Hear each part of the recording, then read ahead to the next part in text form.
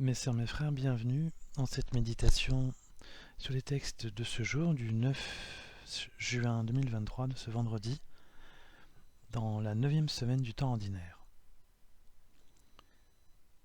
Combien de fois n'avons-nous pas eu les yeux fermés? À la suite de nombreuses situations qui se sont éclaircies, nous avons pu dire cette phrase en nous exclamant intérieurement.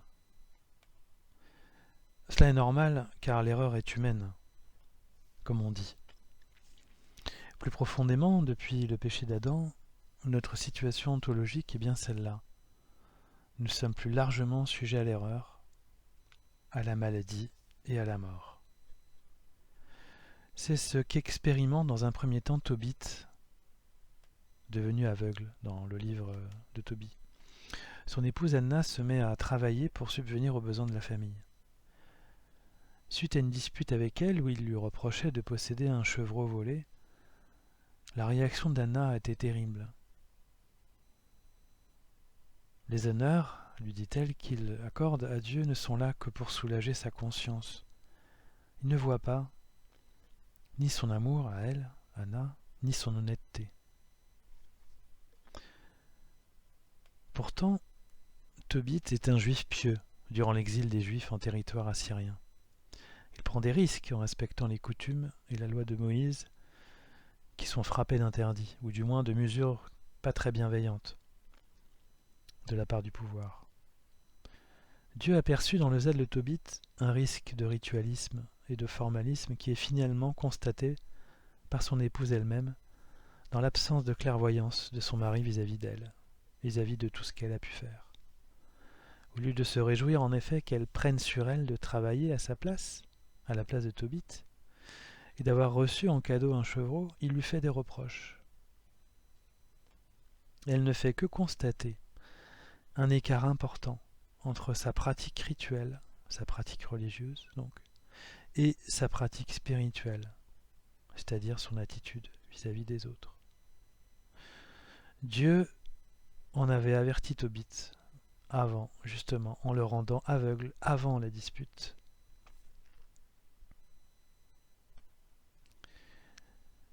Il lui a fallu un temps long à Tobit pour recouvrer la vue.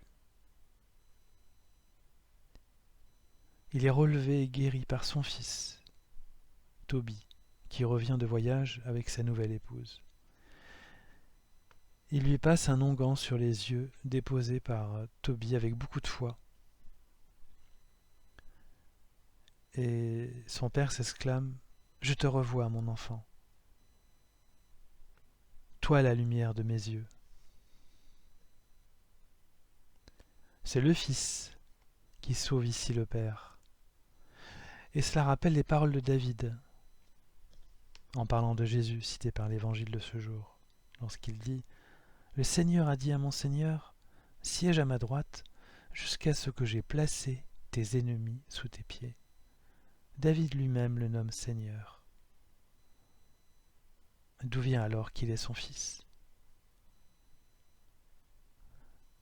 Tobie est ainsi une anticipation de Jésus. David lui-même le nomme Seigneur, dit l'Évangile. D'où vient alors qu'il est son fils? Ici, c'est Tobie qui relève son père, tout comme c'est Jésus qui relève David. Jésus est fils de David par le sang, mais il a prééminence comme fils de Dieu. De la même manière, Tobie apporte à son père une relation à Dieu renouvelée, et en ce sens, il est plus proche de Dieu à cet instant que son père. En revenant chez lui, Tobie avait en lui les paroles du psalmiste de ce jour. Le Seigneur ouvre les yeux des aveugles, le Seigneur redresse les accablés. Il avait une grande foi qui s'est exprimée par la bouche de son compagnon de voyage, Raphaël. Il disait « J'ai la certitude que ses yeux vont s'ouvrir. »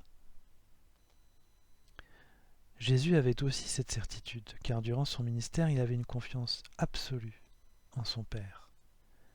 Et les aveugles de naissance que rencontre Jésus dans les évangiles ont aussi la même foi devant le Messie qu'ils reconnaissent dans leur cœur. Alors mes sœurs, mes frères, nous pouvons nous aussi recouvrer la vue, pourvu que nous reconnaissions Jésus dans notre cœur. Nous pouvons avoir des moments d'égarement où nous sommes dans l'erreur, bien sûr. Mais le fait de reconnaître cette erreur est déjà un premier pas vers notre relèvement et notre salut, comme Tobit. La bonne nouvelle, c'est que nous pouvons aussi devenir comme Tobit, si nous avons confiance en Jésus-Christ, Seigneur et Sauveur. Nous pouvons agir comme lui et aider à la libération spirituelle, psychologique et physique de tous ceux qui sont restés enfermés dans des ténèbres spirituelles, quelles qu'elles soient. Soyons des croyants vrais et simples, en sachant reconnaître l'amour de Dieu où qu'il se manifeste, pour rester clairvoyants et aider notre prochain à voir à son tour.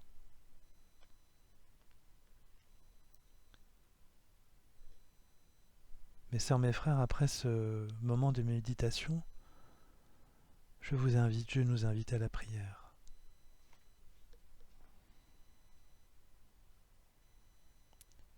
Ô Seigneur Jésus-Christ, tu es celui qui nous relève de nos maladies, de nos prisons, de nos aveuglements. Reste dans notre cœur pour notre guérison et notre salut. Car nous avons besoin de toi. Nous te regardons parfois sans comprendre, mais ouvre nos yeux et nous serons comme toi, remplis de la lumière du Père. Fais de nous des témoins pour tous ceux que nous éclairerons en ton nom à notre tour. Amen.